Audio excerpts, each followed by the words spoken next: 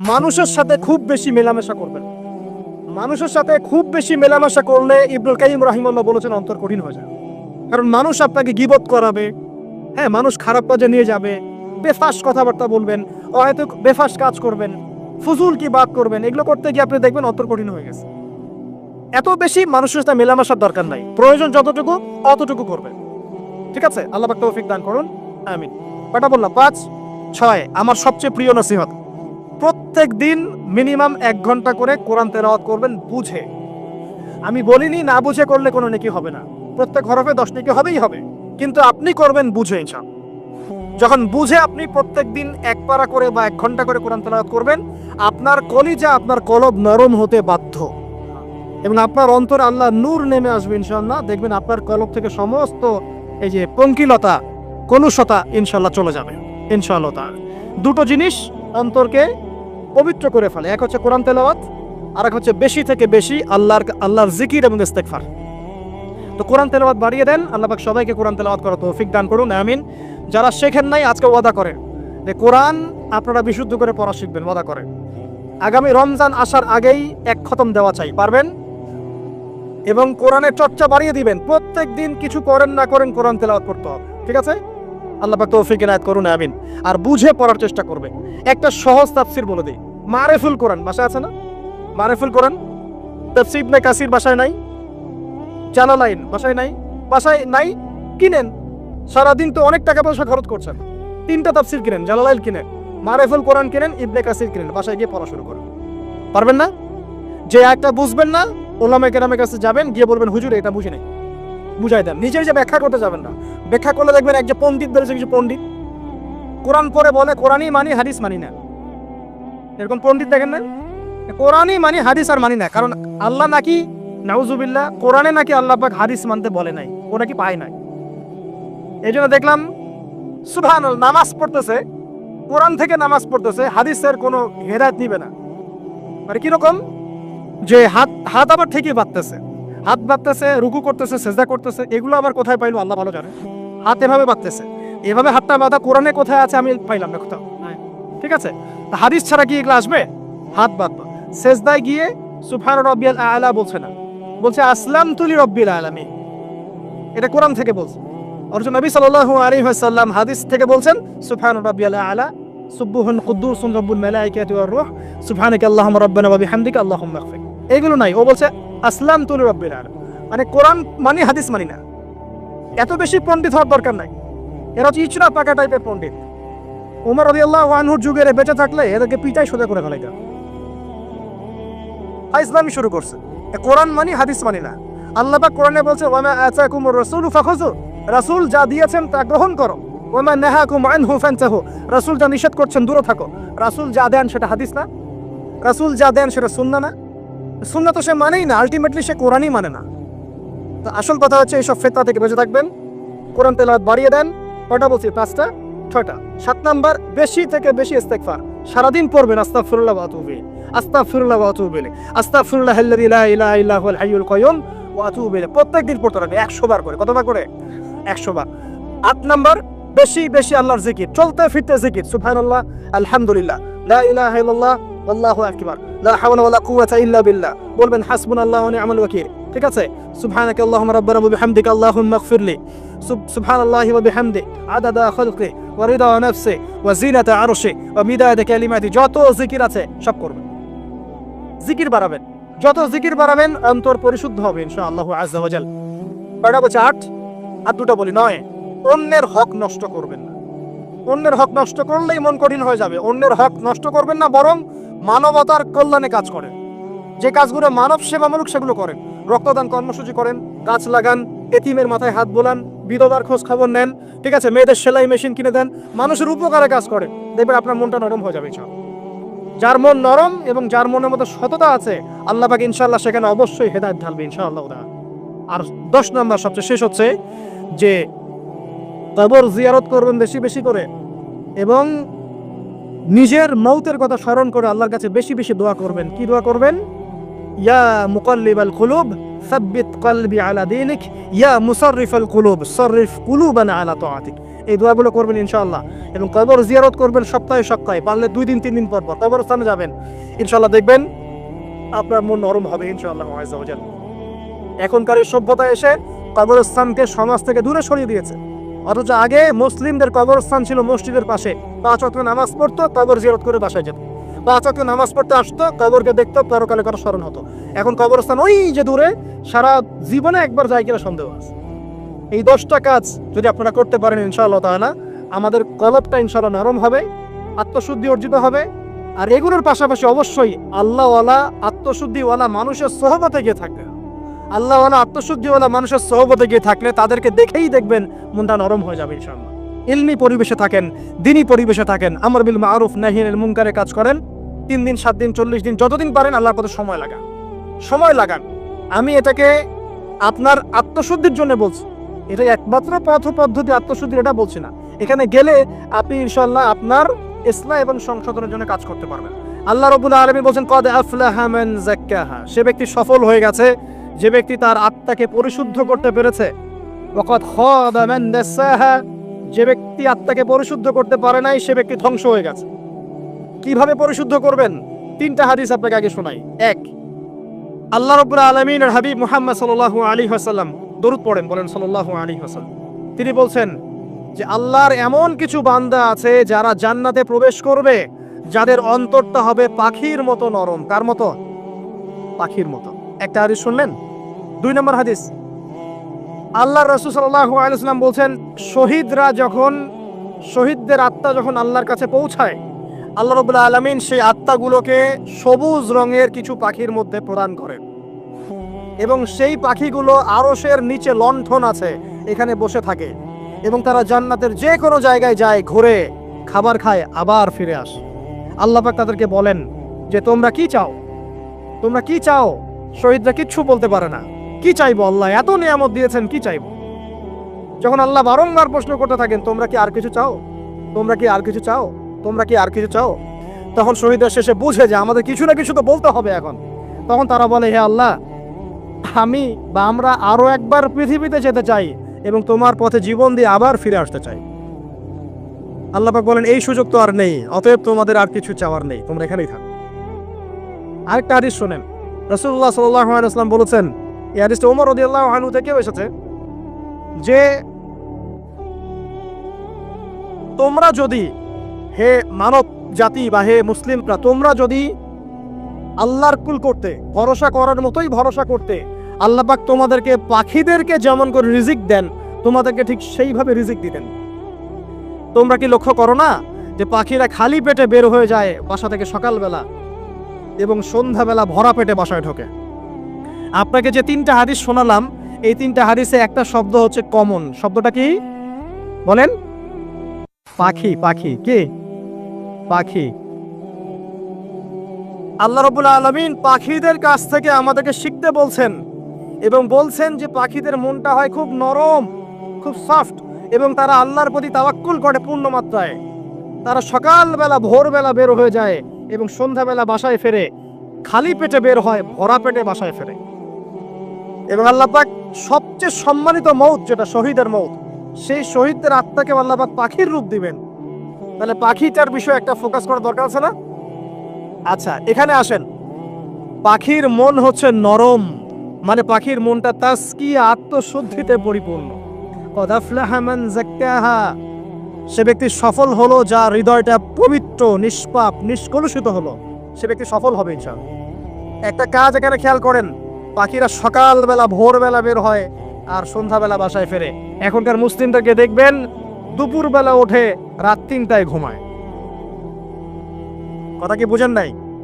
পাখির একদম ভোরবেলা উঠে যখন ফজরের আজান দিচ্ছে ঠিক তার আগ মুহূর্তে পাখির কিচিরমিচির শুনছেন, তার মানে নামাজের ওয়াক্ত প্রায় চলে যাচ্ছে, তার মানে তার আল্লাহ পাকের হুকুমের সাথেই জেগে ওঠে, সূর্য ডুবে তারা ডুবে যায়। ঠিক এরকম সুন্নত ছিল নবী সাল্লাল্লাহু আলাইহি ওয়াসাল্লামের এবং সাহাবায়ে কেরামের। আজকে 1400 বছর পর মুসলিম জাতি এই সুন্নাহ ভুলে গেছে। আর আমাদের সুন্নত দেখবেন, যদি কোনো রকম উঠেও ফেলি ফজরে, আবার 12টা বন্ধ ঘুম, আরো বেশি। আর এই যুব সমাজ যারা আছো তোমরা, কেউই 3টা-4টার আগে ঘুমায় বলে আমার মনে হয় না। অলওয়েজ অনলাইনে পড়ে আছে, টিকটক নিয়ে, ফেসবুক নিয়ে, গার্লফ্রেন্ডের সাথে চ্যাটিং, পাখির মতো হতে পারলে পরে মনটা তো নরম হবে, তারপরে না তাসকিয়া অর্জন হবে। পাখির রুটিনটা কি? ভোরবেলা বের হয় আর সন্ধ্যাবেলা বাসায় ঢোকে।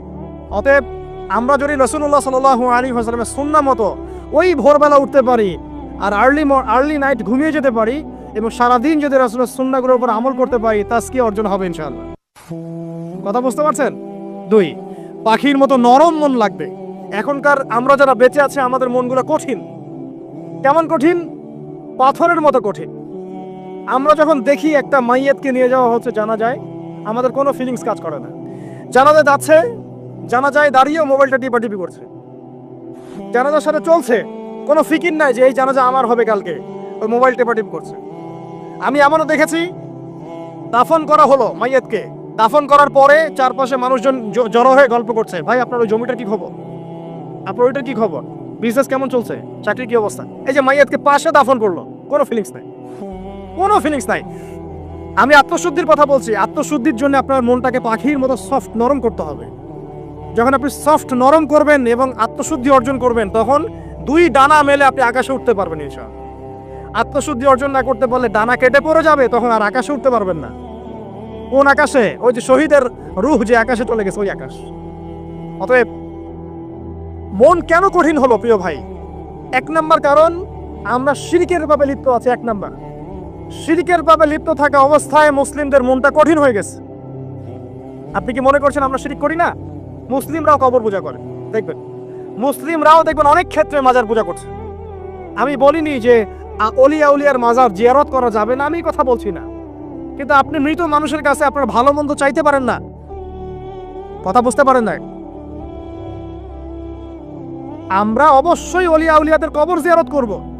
এটা আপনাকে মৃত্যুর কথা স্মরণ করাবে, তাদের একটা রব আছে যেটাকে আমরা প্রভাব বলি, এটা আপনার মধ্যে আসবে।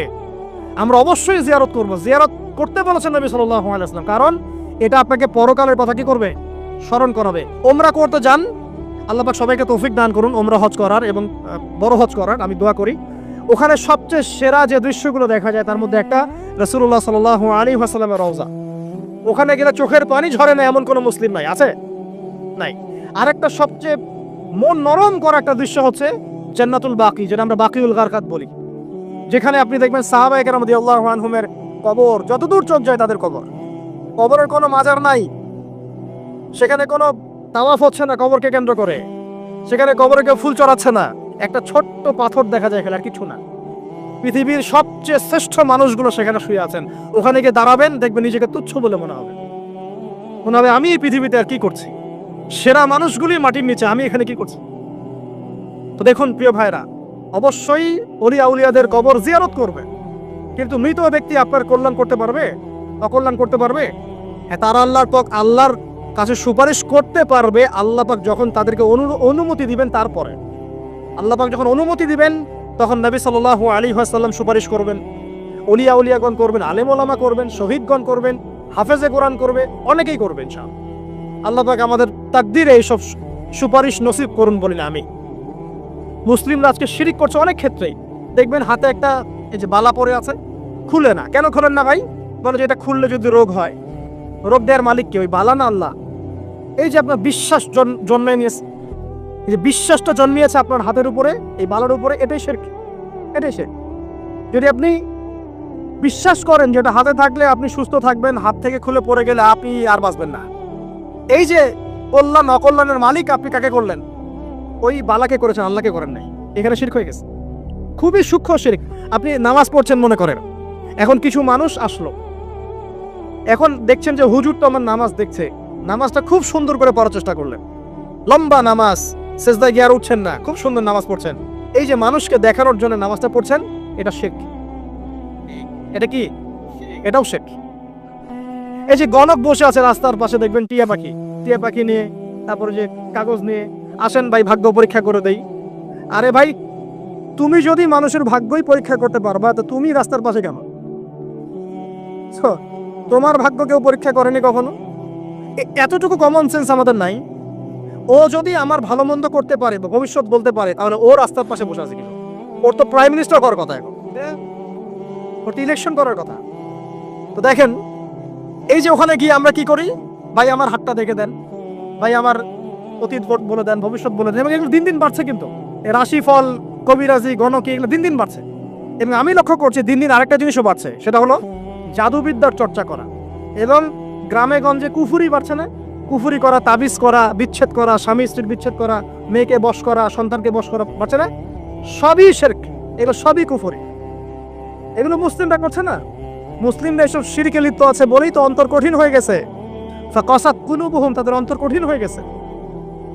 তো একটা হাদিস বলে এখানে খালি নবী সাল্লাল্লাহু আলাইহি ওয়াসাল্লাম বলছেন, যদি কেউ কোনো গণকের কাছে যায়, গিয়ে বলে দেখেন তো আমার হাতটা একটু, ও কিন্তু বিশ্বাস করে না যে এ ভবিষ্যৎ বলতে পারে, খালি এমনি বলেছে একটু দেখেন তো, বলার সাথে সাথেই 40 দিনের নামাজ কবুল হবে না। আর যদি তার বলা কথায় বিশ্বাস করে যে হ্যাঁ তোমার ভবিষ্যৎ খুব ভালো, তুমি চাকরি পাবা, এটা করবা সেটা করবা, এবং সে বিশ্বাস করলো হ্যাঁ এটাই হবে, তখন নবী সাল্লাল্লাহু আলাইহি ওয়াসাল্লাম বলছেন সে যেন আল্লাহর পক্ষ থেকে যা নাজিল হয়েছে, মানে এই যে কোরআনুল কারীম, এই কোরআনকে যেন সে অস্বীকার করলো, মানে কুফরি করলো। এগুলো আমরা করছি না ভাই? অনেক কিছু করছি আমরা। স্তম্ভের পূজা করছি, অনেক মুসলিম আগুনের পূজা করছে। আগুন জ্বালিয়েছেন, মাথা নত করছেন কেন? আগুনের সামনে আপনি মাথা নত করবেন কেন? আপনি একটা স্তম্ভের সামনে, গাছের কাছে, গাছের সামনে দাঁড়িয়ে মাথা নত করে ধ্যান করবেন কেন? আপনি মেডিটেশন করছেন কি জন্য? আপনাকে নামাজ দেওয়া হয় নাই? 5 ওয়াক্ত নামাজ দেওয়া হয় নাই? নামাজের চেয়ে বড় মেডিটেশন কিছু আছে নাকি? আপনি ধ্যান করছেন কি জন্য? অনেক মুসলিম তো জিনেরও উপাসনা করছে, জানেন? অনেক মুসলিম জিনকে তাবে করার চেষ্টা করছে। আর জিন বলে একটা জাতি আছে, এটা সত্য। এরকম প্রতিটা ক্ষেত্রে শিরক আছে। শিরক কথায় আছে, কাজে আছে, বিশ্বাসে আছে। দেখবেন মুসলিমরাই আল্লাহ ছাড়া অন্য কারো কাছে দোয়া করছে, মুসলিমরা নজর মানত করছে অন্য জায়গায়, আল্লাহর জন্য নজর মানত করছে না, অন্য কাউকে সন্তুষ্ট করার জন্য করছে। সন্তান হয় না, সন্তান হয় না, এখন কি হবে? সন্তান হয় না তো অমুকের কাছে যাও, সেখানে গিয়ে বকরি জবাই দাও, সন্তান হবে। সুবহানাল্লাহ। তো এই পদ্ধতি ইব্রাহিম আলাইহিস সালামের জানা ছিল না যে শেষ বয়সে তিনি বলছেন রব্বি হাবলি মিনাস সালিহিন? আপনি দোয়া করতে পারেন না? সন্তান হবে না কেন? আল্লাহ পাক তাকদিরে লিখে রাখলেন, অবশ্যই হবে। আর আল্লাহ পাক তাকদিরে না লিখলে কিভাবে হবে? তাকদিরে যে ব্যক্তি বিশ্বাস করে না সে ব্যক্তি হতাশ হয়। যা কিছু হচ্ছে আমাদের জীবনে সবই তাকদির, এর বাইরে একটা মানুষও যেতে পারবে না। প্রিয় ভাইরা, কথায়, কাজে এবং চিন্তায় আমরা অনেক শিরিক করছি। শিরিকের কারণে আমাদের অন্তর কঠিন হয়ে গেছে। আরো কেন কঠিন হচ্ছে? বেদাত। আমল করছেন নবীর সুন্নত মানার জায়গায় অন্য কিছু আপনি করছেন। এমন এমন কিছু আমল করছেন যেগুলোর সাথে রাসূলের সুন্নতের কোনো সম্পর্ক নাই এবং সাহাবীদের সুন্নতেরও কোনো সম্পর্ক নেই। এই ক্ষেত্রে গিয়ে আপনি বেদাত করছেন, বেদাত করে অন্তর কঠিন হয়ে যাচ্ছে। অন্তর কঠিন হওয়ার একটা বড় কারণ হচ্ছে হারাম রিজিক। যখন আপনি হারাম রিজিকে যাচ্ছেন, সুদ, ঘুষ, আপনার দুর্নীতি, আপনার এই যে অন্যের সম্পদ আত্মসাৎ হয়ে যাচ্ছে। আমি কি বুঝাতে পারছি না? হারাম রিজিক যখন আপনার শরীরে ঢুকছে, অন্তরটা শক্ত হয়ে যাচ্ছে। একটা হাদিস যথেষ্ট। আল্লাহ রাসূল বলেছেন ইন্নাল্লাহা তাইয়্যিব লা ইকবালু ইল্লা তাইয়্যিব। আল্লাহ পাক পবিত্র সত্তা, তিনি পবিত্র ছাড়া কবুল করেন না।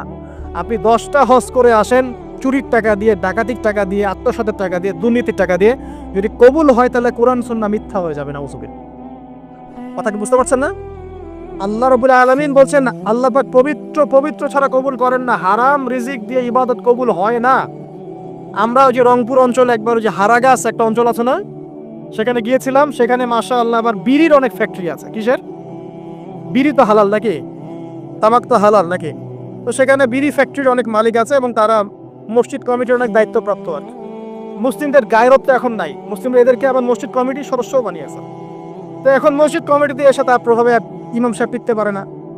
দুইজন বলে নামাজের পর হাত তুলে দোয়া করতে হবে, দুইজন বলে করা যাবে না। ঠিক আছে?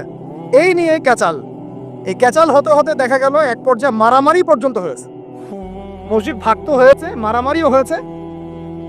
তো সেখানে আমাকে দাওয়াত করেছিল যে ওয়াজ করার জন্য, দোয়া করার কথা বলছে। তাই বললাম দোয়া করে লাভ কি? দোয়া করলেই বাকি, না করলেই বাকি, রিজিকটাই তো হারাম। আপনি তো তামাকের টাকা খাচ্ছেন, তামাক। আপনি মাদকের টাকা খাচ্ছেন, এটা হালাল না হারাম? তো হারাম টাকা দিয়ে হাত তুলে দোয়া করলেই কি, না করলেই কি? দোয়া তো উঠছে না উপরে। আগে হারাম রিজিক ছাড়েন, তারপর দোয়া করুন। তো রিজিক হারাম হওয়ার কারণে আমাদের কি হচ্ছে? অন্তরটা কি হচ্ছে ভাই? কঠিন হচ্ছে। ওই পাখির মতো আর মুক্ত আকাশ উঠতে পারবে না। তারপরে সামনে যান, আরো কেন কঠিন হয়? বস্তুবাদিতা, দুনিয়া। সারাদিন দুনিয়ার ফিকির, দুনিয়ার চিন্তা, খাবো কি, করবো কি, ব্যাংক ব্যালেন্স, টাকা পয়সা, স্ট্যাটাস, সারাটা দিন দুনিয়ার দুনিয়া। ঘুম থেকে ওঠা থেকে নিয়ে শুরু করে ঘুমানো পর্যন্ত খালি দুনিয়া। যারা দুনিয়ার নেশায় মত্ত হয়ে আছে, এদের অন্তরটা কঠিন হয়ে যায়, এই অন্তরটা পাখির মতো হতে পারবে না। ঠিক আছে কথা? যারা দুনিয়ার নেশায় মত্ত হয়ে আছেন, এই অন্তরটা কঠিন হয়ে যাবে, পাখির মতো হতে পারবে না। তারপর কি? আরো সামনে যান। তিনি জ্ঞান চর্চা না করা অন্তর কঠিন হওয়ার কারণ। আর কি কারণ? পাপ করা, পাপ। যত বেশি আপনি পাপ করবেন, যত বেশি পর্ন দেখবেন, যত বেশি মাদক খাবেন, যত বেশি জুয়া খেলবেন, যত বেশি অহেতুক সময় নষ্ট করবেন, যত বেশি আপনি অন্যের ক্ষতি করবেন, ঠিক আছে, নিরপরাধ মানুষের উপর নির্যাতন করবেন, যত বেশি আপনি পাপ করবেন, পাপ, এই পাপ করতে করতে করতে মানুষের অন্তর কঠিন হয়ে যায়। ইবনুল কাইয়্যিম রাহিমাহুল্লাহ বলেছেন যে পাপ করতে থাকলে মানুষের অন্তর কঠিন হয়ে যেতে থাকে, এবং ইস্তেগফার আর জিকির করলে গিয়ে মানুষের অন্তর আবার নরম হতে থাকে। পাপের উপর পাপ করতে থাকলে মানুষের অন্তর কঠিন হতে থাকে। এ বিষয়ে রাসূলুল্লাহ সাল্লাল্লাহু আলাইহি ওয়াসাল্লাম বলেছেন, যখন মানুষ একটা পাপ করে কলবের মধ্যে একটা কালো দাগ পড়ে যায়, যখন আরো একটা পাপ করে আরেকটা কালো দাগ পড়ে যায়, এভাবে যখন পাপ করতেই থাকে তখন পুরো কলবটাই কালিমা পূর্ণ হয়ে যায়। এই অবস্থায় যদি সে তওবা করে, আল্লাহ পাক মাফ করে দিবেন।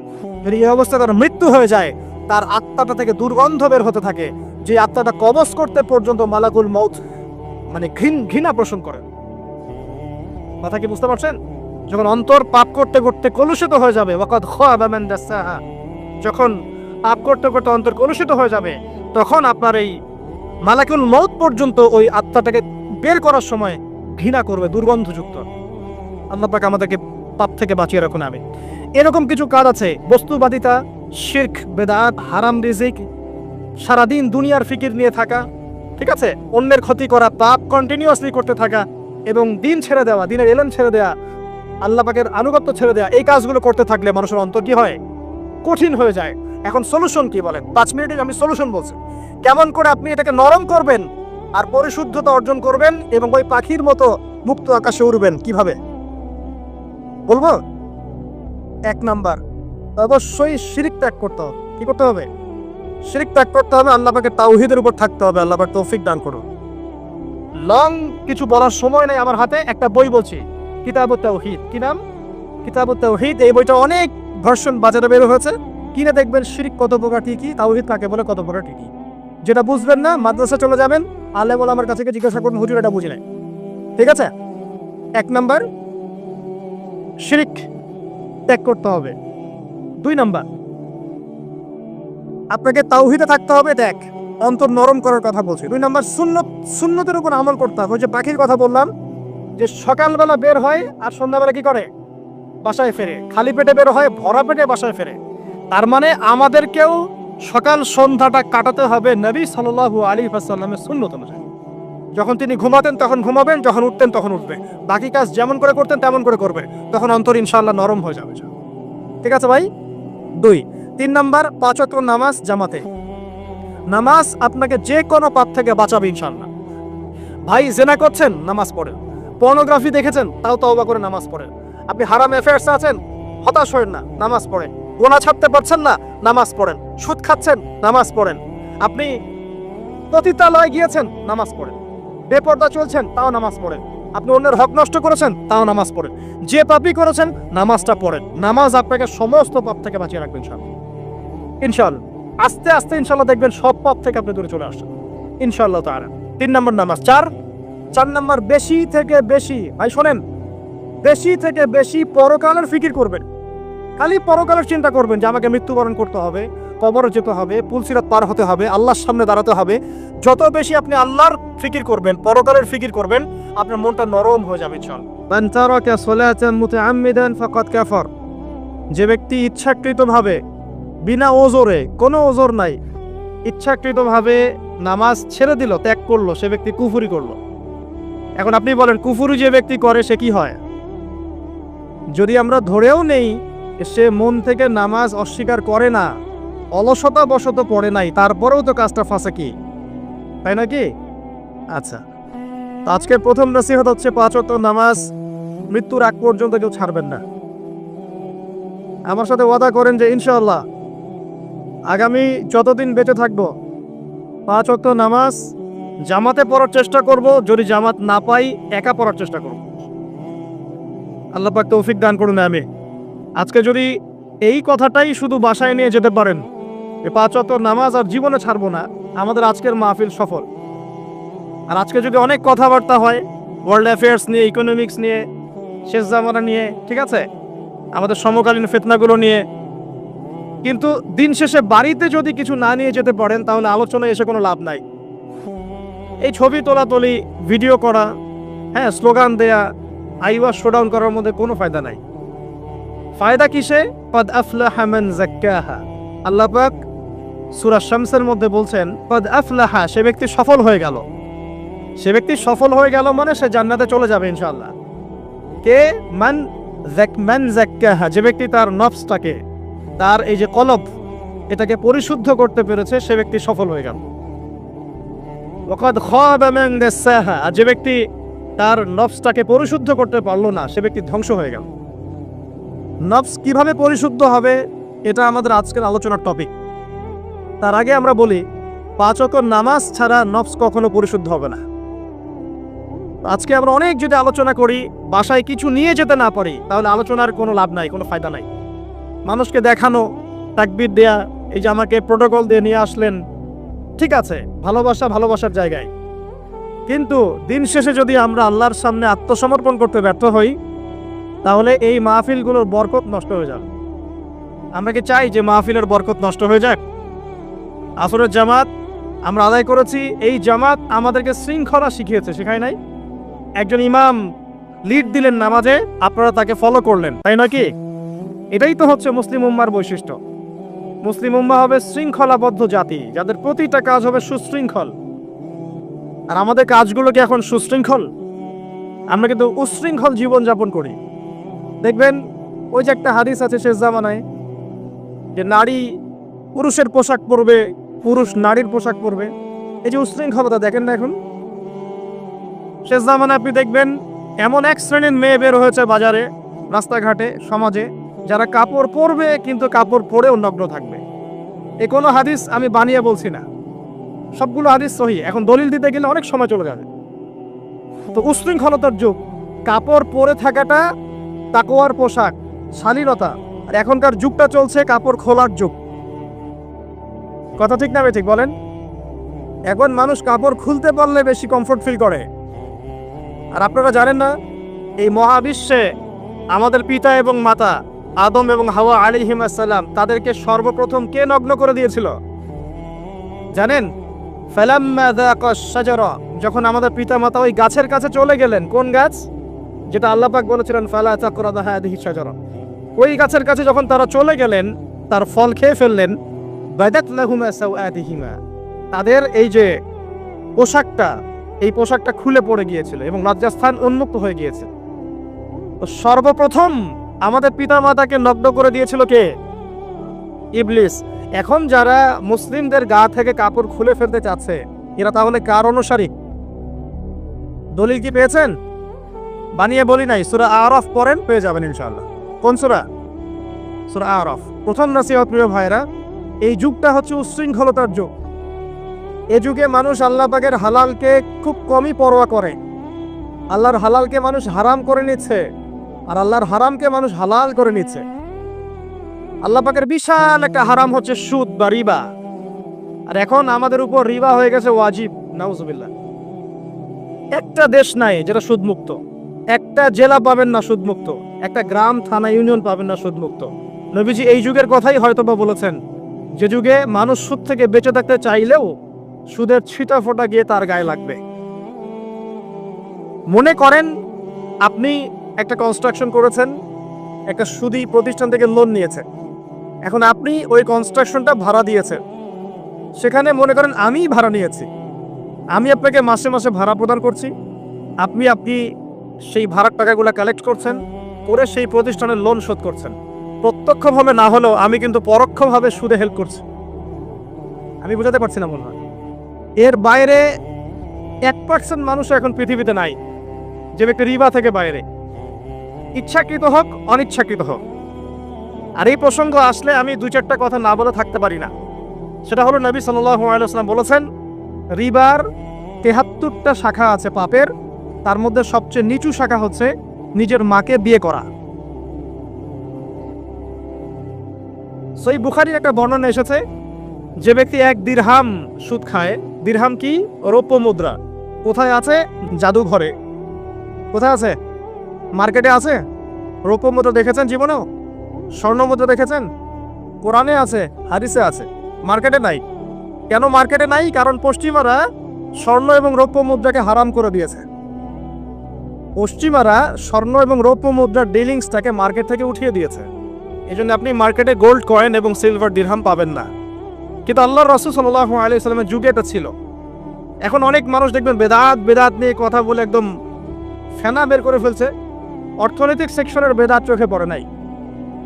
এখন বলতে পারে এটা তো দুনিয়াবি বিষয়। বাস্তবিক অর্থে এটা দুনিয়াবি বিষয় নয়। কারণ এই পেপার মানির মধ্য দিয়ে, ইলেকট্রনিক মানির মধ্য দিয়ে আপনার সম্পদকে সিজ করে চুষে খাওয়া হচ্ছে, আপনি বুঝতে পারছেন না। এখন প্রতারণা করা কি জায়েজ না জায়েজ? শুআয়ব আলাইহিস সালামের নাম শুনেছে?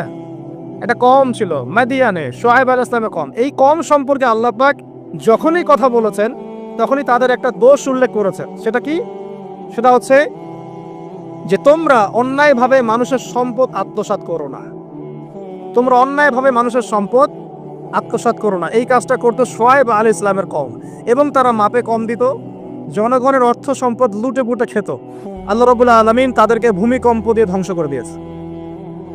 এখন এই পুরো মনিটরি সিস্টেম যেটা চলছে, এর মধ্য দিয়ে গরিব যে দেশগুলো আছে, স্বল্প উন্নত দেশ বা মধ্যম পর্যায়ের দেশ বা আরো নিম্ন পর্যায়ের অর্থনৈতিক সেকশনে, তাদের রক্তগুলো চুষে চুষে খেয়ে একটা সভ্যতা আজকে বিশাল বিশাল অট্টালিকা নির্মাণ করেছে। এই যে অন্যের রক্ত চুষে নিজে বড়লোক হওয়া, এটা কি হালাল না হারাম? এই কারণে এই মনিটরি সিস্টেমের মধ্যে হারাম আছে। এই যুগটা সেই যুগ যেখানে মানুষ আল্লাহর হারামকে হালাল করে নিয়েছে আর হালালকে হারাম করে নিয়েছে। রিবা একটা টাটকা হারাম, আমরা এটাকে হালাল করে ফেলেছি।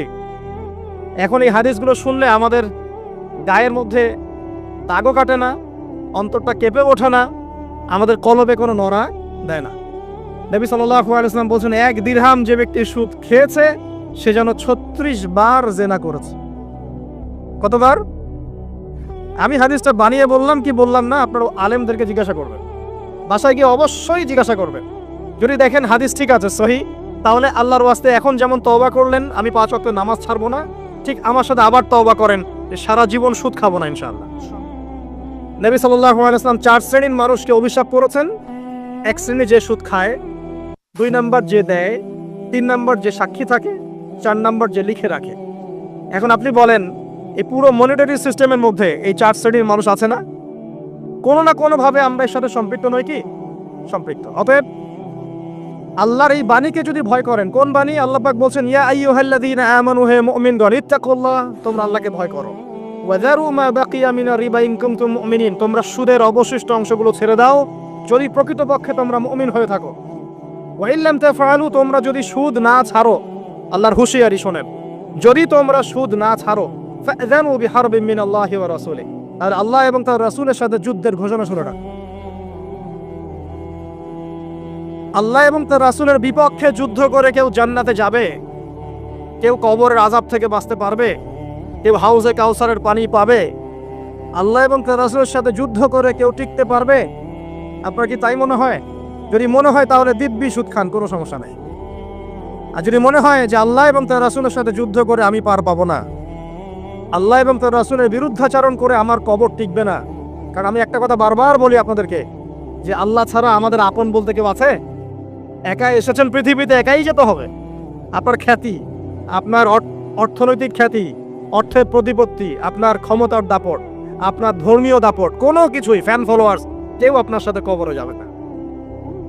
মনে করেন আমি আসছি, আপনারা সবাই স্লোগান দিচ্ছেন, কথার কথা, আপনারা আমাকে ভালোবাসেন, বা একজন পলিটিশিয়ান আসছে, আপনারা সবাই স্লোগান দিচ্ছেন, ভালোবাসেন তাকে।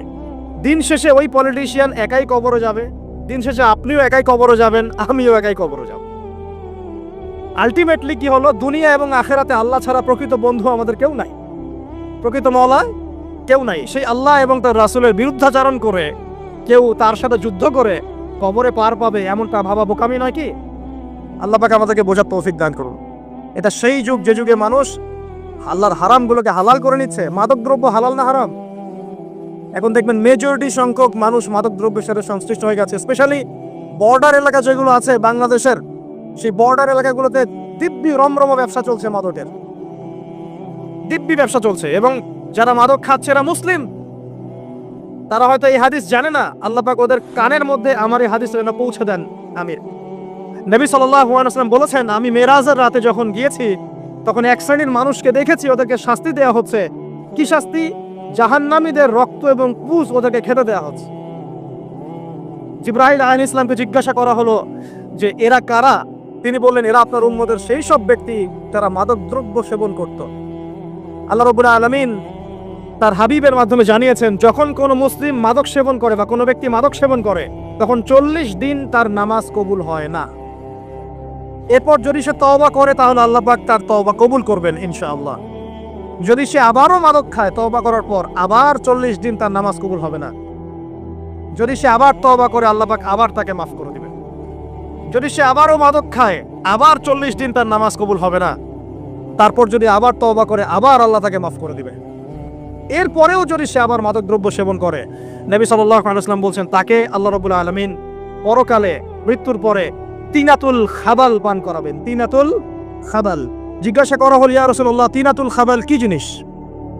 নবী সাল্লাল্লাহু আলাইহি ওয়াসাল্লাম উত্তর দিচ্ছেন, এটা হচ্ছে জাহান্নামীদের রক্ত, মাংস, এগুলো পুড়ে পচে যে রসটা বের হবে, এটা হচ্ছে তিনাতুল খাবাল। এই যে দুনিয়াতে যারা ওয়াইন খাচ্ছে, শ্যাম্পেইন, ওয়াইন, বিয়ার, তারপরে যে কি ভোদকা, হ্যাঁ, গাঁজা, হেরোইন, ফেন্সিডিল, ইয়াবা, একটা বিষয় শোনেন, কি কারণে আপনি সেখানে যাচ্ছেন? হতাশা, অথবা সঙ্গদোষ, অথবা পারিবারিক চাপ, অথবা যে গার্লফ্রেন্ড ছেড়ে চলে গেছে, এই তো বিষয়গুলো। কি কারণে মানুষ মাদকের কাছে যায়, কেন যায়, কারণটা কি? আমরা যখন ফিলোসফি পড়তাম তখন একটা তত্ত্ব পড়ানো হয়েছে আমাদেরকে। তত্ত্বটার নাম হচ্ছে কার্যকারণ তত্ত্ব। মানে প্রত্যেকটা কাজের পিছনে একটা কারণ থাকে, ঠিক আছে? এই যে মুসলিমরা নামাজ পড়ে কেন? আল্লাহর জন্য। মুসলিমরা যাকাত দিবে কেন? আল্লাহকে সন্তুষ্ট করার জন্য। মুসলিমরা প্রতিটা কাজ কেন করে? পরকালের স্বার্থে। পরকালের স্বার্থ নাই, আমি নাই। যে কাজে পরকালের স্বার্থ নাই সে কাজে মুসলিমরা নাই। তাই প্রতিটা কাজের পিছনে একটা কারণ থাকে। দেখবেন কেন সে সুদ খাচ্ছে? তার পরিবারের স্বার্থে। কেন সে ঘুষ নিল? তার ছেলে মেয়ের উন্নয়নের জন্যে। কেন সে দুর্নীতি করছে? বিকজ সম্পত্তি অর্জন করে সে তার ভবিষ্যৎ প্রজন্মকে সিকিউর করতে চায়। কেন সে মাদক খেলো? ওই যে গার্লফ্রেন্ড ছেড়ে চলে গেছে তাই। কেন মাদক খেলো? ওই যে এক বন্ধু মাদক খায়, সে ডাকছে আর একটা টান দে, সঙ্গদোষ। কেন সে মাদক খেলো? পরিবারের চাপ, হতাশা। কেন মাদক খাচ্ছে? চাকরি পায় না, বেকার, মাদক খাচ্ছে। মানে মেন্টাল চাপগুলো নিতে পারছে না, সে মাদক খাচ্ছে। সবচেয়ে বেশি মানসিক চাপ কাদের উপর আসে জানেন? 1 নম্বর নবীগণের উপরে, 2 নম্বর আল্লাহর সৎ বান্দাদের উপরে, তারপর যার ঈমান যত উঁচু তার উপর মানসিক চাপ তত বেশি আসে। এখন যদি মানসিক চাপের সলিউশন মাদকই হবে, তাহলে তো আমাদেরই মাদক খাওয়া দরকার ছিল, নাউজুবিল্লাহ। আর আমরা যে পরিমাণ মানসিক চাপ ফেস করি তা চিন্তাই করতে পারবেন না। যে যত বড় দায়িত্বশীল, যারা পলিটিশিয়ান, ওদেরকে জিজ্ঞাসা করবে তারা কি পরিমাণ মানসিক চাপ নিয়ে ঘোরে। আপনার কাছে মনে হচ্ছে যে একটা ক্ষমতা পেয়েছেন, খুব মানে উনি অনেক বড় ক্ষমতাধর, উনি অনেক ভালো আছেন, উনি মোটেই ভালো নাই। ওনাকে জিজ্ঞাসা করেন, উনি মোটেই ভালো নাই। এই মানুষের যে পেরেশানি, চাপ, এগুলো নিতে নিতে তার স্ট্রোক হয়ে যাচ্ছে, হার্ট স্ট্রোক হচ্ছে, ডায়াবেটিস হচ্ছে, হাই ব্লাড প্রেশার, ইসিজি করো, দেখবেন। এ কারণে মানসিক চাপটা রিলিজ করতে হবে, তাই তো? এই মানসিক চাপ রিলিজ করতে গেলে মাদকই সলিউশন নয়। সলিউশনটা কি? এই যে আমার হাতে এখানে আছে একটা কোরআন। মানসিক চাপ থেকে আপনাকে মুক্তি দিবে আল কোরআনুল কারীম, আর কিচ্ছু না। আরেকটা বিষয় কোরআনের সাথে, সেটা হলো প্রথমে বলেছি 5 ওয়াক্ত নামাজ। আপনি ওযু করে সুন্দর করে 5 ওয়াক্ত নামাজ জামাতে পড়বেন, ডেইলি 1 ঘন্টা করে কোরআন তেলাওয়াত করবেন, সময় পেলে একটু হাদিস পড়বেন, 2-4 টাকা দান সদকা করবেন, ভালো কাজের সাথে থাকবেন, অন্যায় কাজে যাবেন না, ইসলামকে এগিয়ে নেওয়ার জন্য আমর বিল মারুফ নাহি আনিল মুনকারের কাজ করবেন। আপনার তো সুখী কোনো মানুষ পৃথিবীতে নাই। ওই সুখ যদি ওই যে বুশরা জানতে পারতো না, তাহলে আপনার কলিজার মধ্যে পারমাণবিক বোম মেরে দিত। কথা বুঝতে পারেন নাই? পশ্চিমারা যদি জানতে পারতো যে মুসলিমরা কত শান্তিতে থাকে এসব কাজ করার পরে, তাহলে আমাদের অন্তরের মধ্যে পারমাণবিক বোম মেরে ধ্বংস করে ফেলতো। ওরা তো আমাদের সুখ দেখতে পারে না, পারে? প্রকৃতপক্ষে এরা বিশ্বের কোনো ধার্মিক মানুষের সুখই দেখতে পারে না। এরা শুধু মুসলিমদের শত্রু নয়, বরং ধর্মের শত্রু। যারাই ধর্মকে বুকে আগলে রেখে পালন করতে চায়, হোক সে সনাতন ধর্ম বা আমাদের হিন্দু ভাইরা বা খ্রিস্টানিজম বা বুদ্ধিজম, হ্যাঁ, বা মুসলিম আমরা যারা আছি, যারা ধর্মতাত্ত্বিক চিন্তা করে এবং প্রত্যেকেই যদি যার যার ধর্ম ঠিকঠাক মতো পালন করে, সমাজে কিন্তু ফিতনা থাকার কথা নয়। কারণ প্রত্যেকটা ধর্মের মধ্যেই ভালো কাজের কথাই কিন্তু বলা হচ্ছে। তো যারা ধার্মিক এদের বিরুদ্ধে তারা লেগে পড়ে এবং তারা চায় সারা বিশ্বের মধ্যে ফাসাদ সৃষ্টি করতে। কাদের খাসলত সারা বিশ্বে ফাসাদ সৃষ্টি করা বলতে পারবেন? আপনাকে আমি দেখাচ্ছি, সূরা কাহফ খুলে দেখেন। জুলকারনাইন একজন বাদশা, তিনি মাশরিক মাগরিব সব জয় করেছেন, মানে পূর্ব পশ্চিম পুরোটাই তার রাজত্ব। এত দাপট ছিল সেই বাদশার যে যেদিক দিয়ে যাবে সেনাবাহিনী নিয়ে সেদিকটাই জয় করে ফেলবে। সুবহানাল্লাহ। এবং তিনি উদ্ধত অহংকারী ছিলেন না, তিনি আল্লাহর অনুগত বান্দা ছিলেন। একটা কওমের মধ্যে গেলেন, সেই কওমটা ছিল পাহাড়ের মাঝখানে, দুই পাহাড়ের মাঝখানে। এখন ওই কওম তাকে বলছে, ইয়া যুলকারনাইন, হে যুলকারনাইন, ইন্না ইয়াজুজ ওয়া মাজুজ মুফসিদুনা ফিল আরদ। ভালো করে বোঝেন, হে যুলকারনাইন, নিশ্চয়ই ইয়াজুজ আর মাজুজ এই দুই শ্রেণীর মাখলুক, তারা পৃথিবীতে ফাসাদ সৃষ্টি করে বেড়াচ্ছে। কি করছে? সারা পৃথিবীতে ফাসাদ সৃষ্টি করে বেড়াচ্ছে। ফাহাল নাজআলু লাকা খরজান আলা আন তাজআলা বাইনানা ওয়া বাইনাহুম সাদ্দা। হে যুলকারনাইন, আমরা কি আপনাকে ট্যাক্স দিব, কর দিব, যে আপনি ওদের আর আমাদের মাঝখানে একটা প্রাচীর নির্মাণ করে দিবেন, যে ওরা আমাদের কাছে আর আসতে পারবে না? কারা এটা? ইয়াজুজ আর মাজুজ। এই ইয়াজুজ আর মাজুজকে যুলকারনাইন আলাইহিস সালাম তিনি প্রাচীর নির্মাণ করে দিলেন লোহা এবং এই যে তামা দিয়ে। এরপর তারা আর ওই কওমের ক্ষতি করতে পারলো না। কিয়ামতের আগে আগে তারা বের হয়ে আসবে এবং সারা বিশ্বে ফাসাদ সৃষ্টি করবে।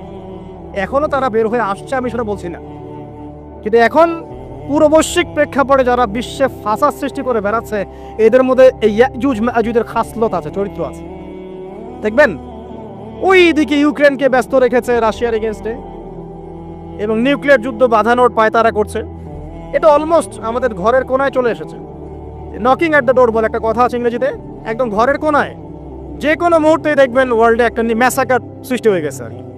ওইদিকে তাইওয়ানকে ব্যস্ত রেখেছে চায়নার এগেনস্টে, ওইদিকে এদিকে দেখবেন যে ইরাকে ব্যস্ত রেখেছে এই কন্টিনেন্টকে আইএসআইএস দিয়ে।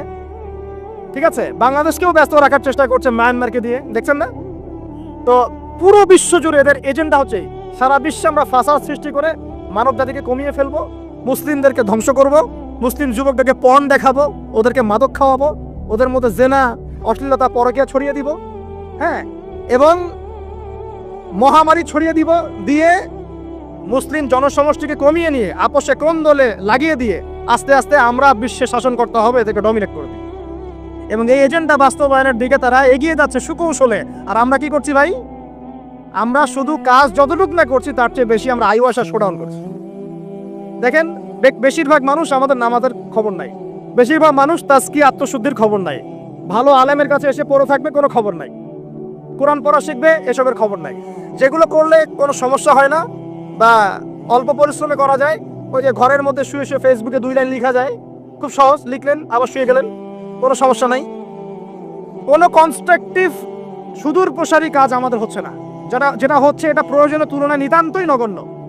এই কারণে আমাদের যারা দিন, আমরা যারা বুঝি, যাদের মধ্যে ইসলামের চেতনা আছে, ইসলামকে ভালোবাসি, আমরা যারা চাই দিন এগিয়ে যাক, আমাদের কনস্ট্রাকটিভ কাজ করতে হবে, মানে সুদূর প্রসারী কাজ করতে হবে। শৈথিল্যতাবাদীও হবেন না, আবার চরমপন্থীও হবেন না, মধ্যমপন্থী হয়ে ইসলামকে, কোরআনকে এবং হাদিসকে হাতে নিয়ে উম্মার ঐক্যের স্বার্থে, দেশ জাতি জনগণের ঐক্যের স্বার্থে এগিয়ে যান। আল্লাহ পাক আপনাদের হাতকে শক্তিশালী করুন, দোয়া করি। এখানে খুবই স্মার্ট হতে হবে এবং বেসিক কাজগুলো খুব বেশি করে করতে হবে। বেসিক কাজ কি ভাই? বেসিক কাজ হচ্ছে আপনার নামাজ, বেসিক কাজ আপনাকে কোরআন শিখতে হবে, বেসিক কাজ আপনাকে আরবি শিখতে হবে, বেসিক কাজ আপনি যেখানে পড়াশোনা করছেন এই পড়াশোনা করে ওই জ্ঞানটাকে দিয়ে ইসলামের খেদমতে আপনাকে কল্যাণে কাজ করতে হবে। বেসিক কাজ যেখানে আপনাকে আল্লাহ পাক দায়িত্ব দিবেন সেখান থেকেই আপনাকে দিনের খেদমত করতে হবে। ডক্টর হন, দিনের খেদমত করেন, ইঞ্জিনিয়ার হন, দিনের খেদমত করেন, পলিটিশিয়ান হন, কোনো আপত্তি নাই, আমরা আপনাকে ভোট দিব ইনশাল্লাহ, আমরা আপনাকেই ভোট দিব ইনশাল্লাহ। আপনি ওখানে গিয়ে দিনের খেদমত করেন, আল্লাহ পাক তৌফিক দান করুন। কথা কি বুঝতে পারছেন? ইসলাম ক্ষমতা জোর করে আদায় করে নেওয়ার জন্য আসে নাই। আবু যার রাদিয়াল্লাহু আনহু কি বলছেন জানেন?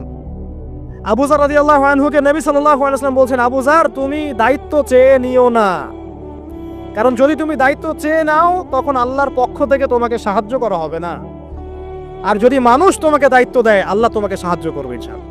কত চমৎকার সিস্টেম ইসলামে। আর এখন আমরা কি করি, আমাকে দেন, ও ভালো না আমি ভালো, ওরা সব খারাপ আমি ভালো। বুঝতে পারছেন না কিয়ামতের মাঠে কি কঠিন হিসাবটা দিতে হবে। আল্লাহ পাক আপনাদেরকে বোঝার তৌফিক দান করুন।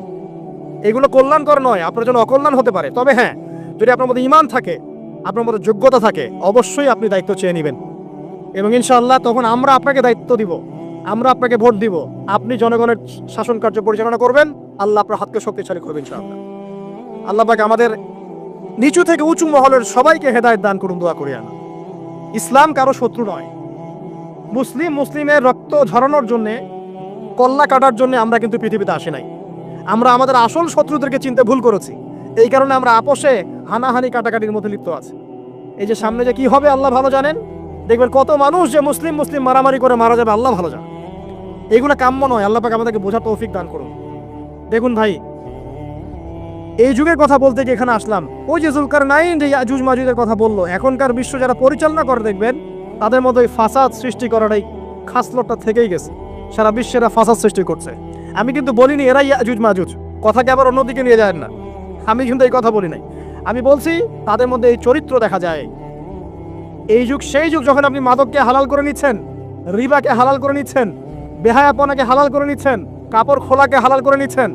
আপনি মুসলিম হয়েও দেখবেন শিরকে লিপ্ত আছেন, সুন্নতের লেবাস আছে কিন্তু আকীদার মধ্যে বেদাত থেকে গেছে।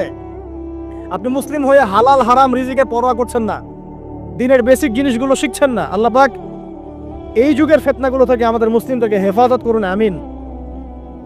কিভাবে সাফল্য অর্জন করবেন আমি একটা পয়েন্ট আজকে উল্লেখ করে এই পয়েন্ট থেকে আলোচনার গুটিয়ে নিব ইনশাআল্লাহ। আমি জাস্ট একটা পয়েন্ট বলছি আপনাকে, সব কথা একদিনে বলা সম্ভব না। বিপদ দিয়ে আপনাকে অ্যালার্ম করা হয় আল্লাহর পক্ষ থেকে। আপনি চলতে পথে হোঁচট খান, আল্লাহ আপনাকে অ্যালার্ম দেন, ফিরে আসো। চলছেন বিপথে, আল্লাহ পাক অ্যালার্ম দেন, ফিরে আসো। আল্লাহ পাকের পক্ষ থেকে কিন্তু এগুলো আসে। আল্লাহ পাক আদম এবং হাওয়া আলাইহিস সালাম এবং আদম সন্তান সবাইকেই সৃষ্টি করেছেন। উদ্দেশ্য হচ্ছে আল্লাহ পাক আমাদেরকে জান্নাত দিতে চান। আল্লাহ পাক চান যে আমরা যেন জান্নাতে যাই। যদি আমরা জান্নাতে যেতে না পারি পরকালে, একটা কারণে যেতে পারবো না, অনলি একটা কারণ, সেটা হলো আমাদের নিজের দোষে। একটা কারণ, যারা জাহান্নামে যাবে মানুষ এবং জিনদের মধ্যে, নিঃসন্দেহে মহাবিশ্বে তারা ছাড়া জাহান্নামে যাওয়ার উপযুক্ত কেউ ছিল না। ও জাহান্নামে যাওয়ার উপযুক্ত ছিল বলেই আল্লাহ পাক তাকে জাহান্নামে পাঠাবেন। আর যারাই জান্নাতে যাবে প্রত্যেকেই শুধু আমলের বদৌলতে যাবে না, বরং আল্লাহ পাকের রহমতেই যাবে। কেউই তার আমল দিয়ে জান্নাতে যেতে পারবে না। নবী সাল্লাল্লাহু আলাইহি ওয়াসাল্লাম এমন ভাষ্য বলছেন, ইল্লা আনা, আমিও না, ইল্লা বিরহমাতিল্লাহ, আমিও নয়, তবে আল্লাহ পাকের দয়া আমাকে ঘিরে ধরবে। আল্লাহ পাকের রহমত যাদের উপরে বর্ষিত হবে তারাই জান্নাতে যাবে ইনশাআল্লাহ। কে আমল দিয়ে যেতে পারবে না। যত আমলই করি বলা যাবে না এই আমলের বদৌলতে জান্নাতে যেতে পারবো। আল্লাহ পাক দয়া না করলে হবে না। আল্লাহ পাক চান যে আদম সন্তান যেন জান্নাতেই যায়। এই কারণেই সৃষ্টি করা, এই কারণেই আপনার ওহীভিত্তিক গ্রন্থগুলো পাঠানো, এই কারণে নবী রাসূল পাঠানো, আলেম ওলামা সৃষ্টি করা, মানুষকে সতর্ক করা, হায়াত দেয়া, বারংবার জীবনে চলতে ফিরতে আপনাকে অ্যালার্ম করা হয়, আল্লাহর পথে ফিরে আসেন, আল্লাহর পথে ফিরে আসেন। অ্যালার্ম করা হয় না? বিপদ দিয়ে আপনাকে অ্যালার্ম করা হয় আল্লাহর পক্ষ থেকে। আপনি চলতে পথে হোঁচট খান, আল্লাহ আপনাকে অ্যালার্ম দেন, ফিরে আসো। চলছেন বিপথে, আল্লাহ পাক অ্যালার্ম দেন, ফিরে আসো। আল্লাহ পাকের পক্ষ থেকে কিন্তু এগুলো আসে। অদ্ভুত একটা হাদিস বললাম, অদ্ভুত বলতে বলছি অ্যামেজিং হাদিস। যে একজন সাহাবী বলছেন, সালমান রাদিয়াল্লাহু আনহু, তিনি বলছেন যে যখন মুমিনের উপর বিপদ আপদ বালা মুসিবত আসে, তখন মুমিনের এই বিপদ আপদ বালা মুসিবত রোগ শোকের বদৌলতে আল্লাহ পাক তার গুনাহগুলোকে মাফ করে দেন এবং তার মর্যাদাকে বাড়িয়ে দেন এবং সে আল্লাহর দিকে ফিরে আসার অনুশোচনা করার সুযোগ পায়। আর যখন কাফের মুশরিক বা ফাসিক মানুষকে এইসব রোগ ব্যাধি বিপদ আপদ বালা মুসিবত ঘিরে ধরে, তার দৃষ্টান্ত সেই উটের ন্যায় যে উটটাকে তার মালিক বেঁধে রেখেছে, এরপর ছেড়ে দিয়েছে। সে উটটা বুঝতেও পারলো না কেন তার মালিক তাকে বেঁধে রাখলো আর কেনই বা তাকে ছেড়ে দিল। কথাটা কি বুঝতে পারছেন? যারা আল্লাহ দ্রোহী, তাদের উপর যখন বিপদ আপদ বালা মুসিবত আসতে থাকে, তারা বুঝে না যে কি জন্য আসলো আর কেন চলে গেল। কিন্তু মুমিন ব্যক্তি যারা মুসলিম, আল্লাহর অনুগত, তাদের বিষয়টা হচ্ছে এমন বিপদ আপদ বালা মুসিবত রোগ ব্যাধি তাদেরকে আল্লাহর দিকে ফিরিয়ে নিয়ে আসবেন। দেখুন এই যে পৃথিবীতে নামিয়ে দেয়া, এরপর আল্লাহর পক্ষ থেকে ঐশী গ্রন্থগুলো পাঠানো, নবী রসুল পাঠানো, আলেম ওলামা পাঠানো, আপনাকে হায়াত দেয়া, আপনাকে রিজিক দেয়া, এই শ্বাস নেওয়ার ক্ষমতা দেয়া, আপনাকে জ্ঞান বুদ্ধি দেয়া, বিবেক দেয়া, 3 বেলার খাবার, পোশাক, স্ত্রী সন্তান, কি দেয়নি আল্লাহ রাব্বুল আলামিন। এই যে সমস্ত নিয়ামতগুলো দেয়া, এগুলোর একটা উদ্দেশ্য, আপনি আমি যেন এটাকে উপলব্ধি করি যেগুলো আল্লাহর পক্ষ থেকে আসছে এবং আল্লাহর দিকে আমরা অভিমুখী হই, এছাড়া কোনো উদ্দেশ্য নেই। সামনে যান, নূহ আলাইহিস সালাম, একদিন 2 দিনেই কি আল্লাহ পাক তার কওমকে ধ্বংস করে দিয়েছেন? 950টা বছর আল্লাহ রাব্বুল আলামিন সময় দিয়েছেন কওমকে, আল্লাহর দিকে ফিরে আসো, আল্লাহর দিকে ফিরে আসো। নবী দাওয়াত দিয়েছেন প্রায় 950 বছর, যখন তারা ফিরে আসে নাই, তারপরে আল্লাহ রাব্বুল আলামিন গজব দিয়ে ধ্বংস করেছে। কারণ আমি বলেছি একটা কথা, আল্লাহ পাক শুধু রহমানুর রহিমই নন, বরং তিনি কিন্তু কঠোর শাস্তিদাতা, শদীদুল ইকাবও বটে। সামনে আরো যান, ইব্রাহিম আলাইহিস সালাম, একা একটা মানুষ নমরুদের সাথে ফাইট করছেন, আগুনে ফেলেই দিল, সে আগুনকে আল্লাহ পাক ঠান্ডা করে ফেললেন। এটা কি আল্লাহ পাকের দয়া নয়? তার সন্তান ইসমাইলের কুরবানিটা দেখেন, আল্লাহ পাক বলেছেন কুরবানি করো, তিনি ডানে বামে প্রশ্ন করেন নাই। আমরা হলে প্রশ্ন করতাম, কেন করব? শিশু সন্তান, নিষ্পাপ, এটার কোনো যুক্তি আছে কিনা, লজিক আছে কিনা? তিনি কোনো লজিক দেখতে যাননি, আল্লাহ পাক বলেছেন করেছেন। আল্লাহ রাব্বুল আলামিন তার এই ঘটনাটাকে তো সম্মানিত করলেনই, কিয়ামত পর্যন্ত কিন্তু এই ঘটনা মানুষ স্মরণ করবে। দয়া দেখেন, তার সন্তানের খাবার নাই, পানিও নাই, অলৌকিকভাবে আল্লাহ রাব্বুল আলামিন জামজাম কূপ সৃষ্টি করলেন, কিয়ামত পর্যন্ত থাকবে ইনশাআল্লাহ। দয়া নাই? এই কূপটা দেখলেই তো মুসলিম হওয়া যায়, এই জামজাম কূপটা দেখলেই তো মুসলিম হয়ে যাওয়া উচিত মানুষের। কোত্থেকে আসলো এই কূপ? এই পানির এত বৈশিষ্ট্য কেন? কখনো শেষ হচ্ছে না কেন? এটা নিয়ে ভাবলেই তো মুসলিম হওয়া যায়। হবে না, কারণ কি? আবা ওয়াস্তাকবার, উদ্ধত হয়েছে, অহংকার প্রদর্শন করছে। অহংকার মানে এই নয় যে আপনি সুন্দর জামা পরছেন, আপনি সুন্দর কাপড় পরছেন, আপনি ভালো একটা বাড়ি করেছেন, এটা অহংকারের পরিচয় নয়। বরং অহংকারের পরিচয় হচ্ছে বাতারুল হাক্কি ওয়া গামতুন নাস, সত্য জিনিস যেটা স্পষ্ট এটাকে অস্বীকার করা, আর অন্য মানুষকে ছোট করা, তুচ্ছ তাচ্ছিল্য করা, এই হলো অহংকারের পরিচয়। ইউনুস নবীর কথা মনে আছে আপনাদের? ওই যে মাছের পেটের মধ্যে 3 দিন 3 রাত ঘুরছে আর ঘুরছে, একজন নবী হয়ে তাকে এই অবস্থা ফেস করতে হচ্ছে। এক পর্যায়ে তিনি বুঝতে পারছেন যে আমার কিছু একটা তো ভুল হয়েছে। আল্লাহর কাছে হাত তুলে দোয়া করলেন, লা ইলাহা ইল্লা আনতা সুবহানাকা ইন্নী কুনতু মিনাজ জালিমিন। দোয়ার পড়ার সাথে সাথে আল্লাহ পাক বললেন, যাও, মাছ তুমি রেখে চলে আসো। এটা কি দয়ার নিদর্শন নয়? শুধু তাই নয়, তাকে যখন দ্বীপে নামিয়ে দেওয়া হয়, তিনি অসুস্থ ছিলেন। আল্লাহ পাক সূরা সফফাতের মধ্যে বলেছেন যে আমি তার পাশে লাউ গাছ উৎপন্ন করলাম। কোন গাছ? খেতে পারেন, এর শাক এবং এই যে ফল, এটার মধ্যে নিঃসন্দেহে এমন এমন কিছু উপাদান আছে যেটা হয়তো আমরা জানিও না, আবিষ্কার করা হয়নি। তিনি সুস্থ হয়ে গেলেন, আলহামদুলিল্লাহ। কোথায় যাবেন? যে কোনো জায়গায় যান, নবী ঈসা আলাইহিস সালামকে চতুর্দিক থেকে আক্রমণ করছে ইহুদিরা। আল্লাহ রাব্বুল আলামিন তাকে এমন হেফাজত করলেন, তার কাছে তাকে উঠিয়ে নিলেন। এটা কি দয়ার পরিচয় নয়? এই যে একটু আগে তেলাওয়াত করলো শুরুর আগে, নবী মূসা আলাইহিস সালামের ঘটনা। বনু ইসরাইল একটার পর একটা অবাধ্যতা করেই গেছে, আল্লাহ পাক তারপরেও তাদের কাছে নবী পাঠিয়েছেন, নবী মূসাকে পাঠিয়েছেন। ফেরাউনের মতো জালেম শাসকের হাত থেকে বনু ইসরাইলকে আল্লাহ পাক উদ্ধার করেছেন। এটা কি দয়ার পরিচয় নয়? নবী মূসা আলাইহিস সালাম গাছের নিচে বসে আছেন, খাবার নাই, বাসস্থান নাই, কিছু নাই, বরং তার গায়ে একটা অপবাদ দেওয়া হয়েছে যে তিনি নাকি একজন মানুষকে খুন করেছেন, অথচ তার ইন্টেনশন সেটা ছিল না।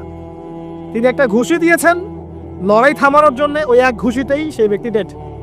এবার তিনি গাছের নিচে বসে দোয়া করছেন, রব্বি ইন্নী লিমা আনজালতা ইলাইয়া মিন খায়রিন ফাকির। আল্লাহ, আমি নিঃস্ব অসহায় হয়ে এখানে বসে আছি, তুমি আমার উপর তোমার যে রহমত পাঠাবে আমি তার ভিখারি হয়ে বসে আছি।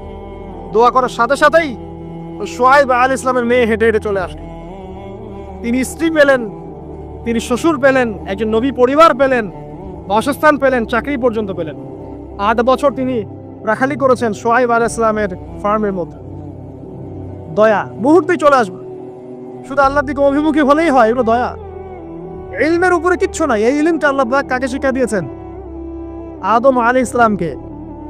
আমরা তো শিখেছি সমাজবিজ্ঞান বইগুলোতে যে আমাদের পূর্বপুরুষরা নাকি গুহায় থাকতো আর গাছের ছাল পাতা খেয়ে থাকতো, তাই না? লতা পাতা খেয়ে থাকতো, গাছের ছাল পাতা খেয়ে থাকতো, পোশাক পরতো আর কি। বোগাস, ডাহা, মিথ্যা কথা। আল্লাহ রাব্বুল আলামিন সূরা বাকারা এবং সূরা আরাফ পড়ে দেখেন, আল্লাহ পাক বলছেন যে আদম আলাইহিস সালামকে আল্লাহ পাক সমস্ত নাম জ্ঞান শিক্ষা দিয়েছেন।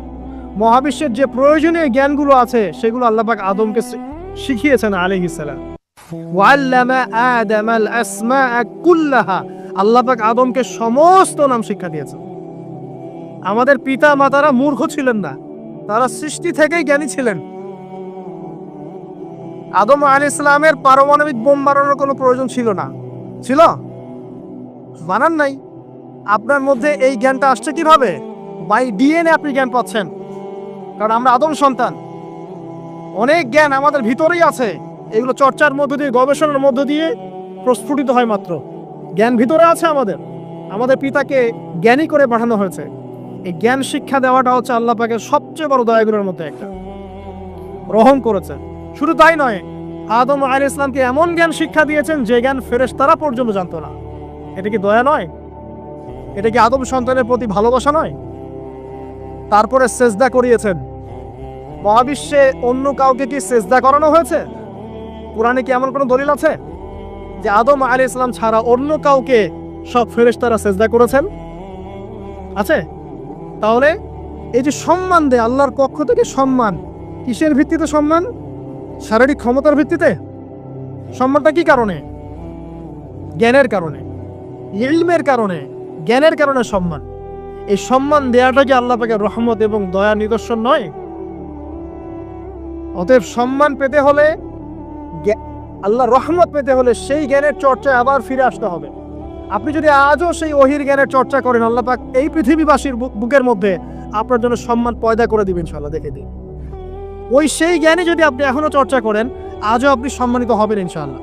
ব্যক্তি চর্চা করলে ব্যক্তি সম্মানিত হবে, একটা পরিবার চর্চা করলে ওই পরিবার সম্মানিত হবে, একটা সমাজ যদি চর্চা করে সেই ওহির জ্ঞান, ওই সমাজ সম্মানিত হবে। একটা দেশে যদি আপনি ওই ওহিভিত্তিক জ্ঞান ছড়িয়ে দেন, পুরো দেশকে আল্লাহ পাক সম্মানিত করবে ইনশাআল্লাহ, পুরো জাতিকে সম্মানিত করবে ইনশাআল্লাহ। আরো সামনে যান, এই যে আদম এবং হাওয়া আলাইহিস সালাম গাছের কাছে চলে গেলেন, ফল খেয়ে ফেললেন, কারণ আমরা আদম সন্তান, ভুল করি। আল্লাহ পাকের সাথে সাথেই বহিষ্কার করে দিয়েছেন? না, আল্লাহ পাক তওবা করার জন্য কালিমা শিখিয়ে দিয়েছেন। সুবহানাল্লাহ, তাদের কালিমা জানা ছিল না। আল্লাহ পাক বলছেন ফাতালাক্কা আদম মির রাব্বিহি কালিমাত, আল্লাহ পাকের কাছ থেকে আদম আলাইহিস সালাম কিছু বাক্য শিখে নিলেন, যেই বাক্য দিয়ে ফাতাবা আলাই, সে আল্লাহর কাছে তওবা করল। কোন সেই বাক্য? সূরা আরাফে আছে, রব্বানা যালামনা আনফুসানা ওয়া ইল্লাম তাগফির লানা ওয়া তারহামনা লানাকুনান্না মিনাল খাসিরিন। এই দোয়া কে শিখিয়ে দিয়েছে? আল্লাহ। এই তওবার বাক্য যে শিখিয়ে দেয়, এটা কি দয়ার পরিচয় নয়?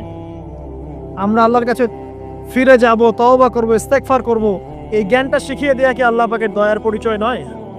না, আমরা কিভাবে ক্ষমা চাইতাম? কিভাবে ক্ষমা চাইলে আল্লাহ পাক সমস্ত গুনাহ মাফ করবেন, এই পদ্ধতিগুলো বলে দেয়া কি আল্লাহ পাকের দয়ার পরিচয় নয়?